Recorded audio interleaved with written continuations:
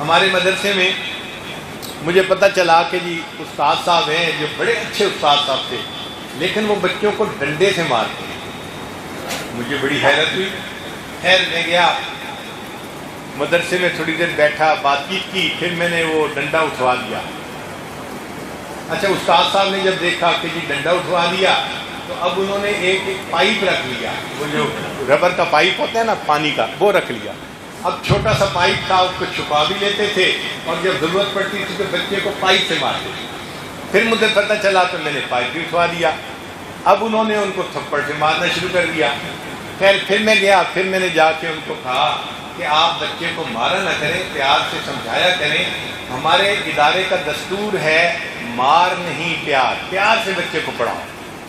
تو قاری صاحب مجھے کہنے لگے حضرت پہلے تو ایک آنکھیں دکھاتے تھے، بچے ڈر جاتے تھے، پھر تھپڑ لگا دیتے تھے تو مان لیتے تھے، پھر پائپ سے مارتے تھے تو مان لیتے تھے، اب تو ڈنڈے سے بھی مارتے ہیں تو نہیں مانتے۔ میں نے کہا قاری صاحب اب اگر غلطی آئے تو پھر اس کو گولی مارنا۔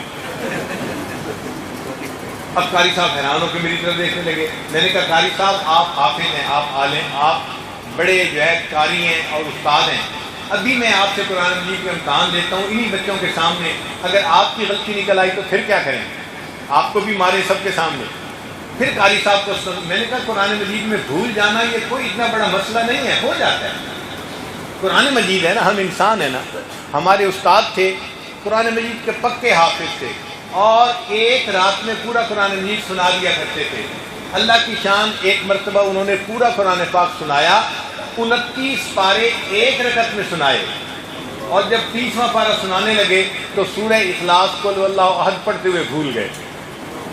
اب جب سلام پھیرا استاد صاحب کو پسینہ آ رہا ہے، لڑکوں نے پوچھا کہ حضرت پسینہ کیوں آ رہا ہے؟ فرمانے لگے اللہ نے میرے عجب کی مجھے سزا دی، جب میں سورۃ قل یا ایھا الکافرون پڑھ رہا تھا تو میرے ذہن میں نماز میں خیال آیا پیچھے 35 حافظ کھڑے ہیں، کوئی ایک بھی مجھے لقمہ نہیں دے سکا، میرا قرآن اتنا پکا ہے۔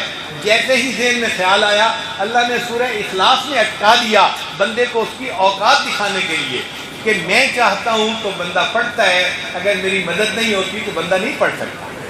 تو حفظ میں بھول جانا، غلطی آ جانا کوئی مشکل نہیں۔ ہمارے نیو یارک میں ایک قاری حافظ صاحب تھے، بڑے پکے حافظ تھے، ان کی غلطی واقعی نہیں نکلتی تھی، پورا رمضان ان کی ایک غلطی پہ نکلتی تھی۔ اب ایک مرتبہ سورہ یاسین پڑھتے ہوئے اٹک گئے، اور سورہ یاسین تو عوامی صورت ہے، لوگوں کو بھی یاد ہوتی ہے۔ اب ایک بندہ پیچھے لقمہ نہیں دے رہا بلکہ پیچھے 10 بندے ان کو لقمہ دے رہے ہیں۔ اب استاد صاحب بعد میں کہنے لگے واقعی اللہ کسی کو ذلیل کرنے پہ آتا ہے تو ایسے کرتا ہے، مجھے عوامی صورت میں اٹکا دیا۔ تو قرآن مجید میں کوئی غلطی لگ جانا یا الفاظ کا بھول جانا یہ کوئی مسئلہ نہیں ہے، یہ معمولی بات ہے، ہو جاتا ہے۔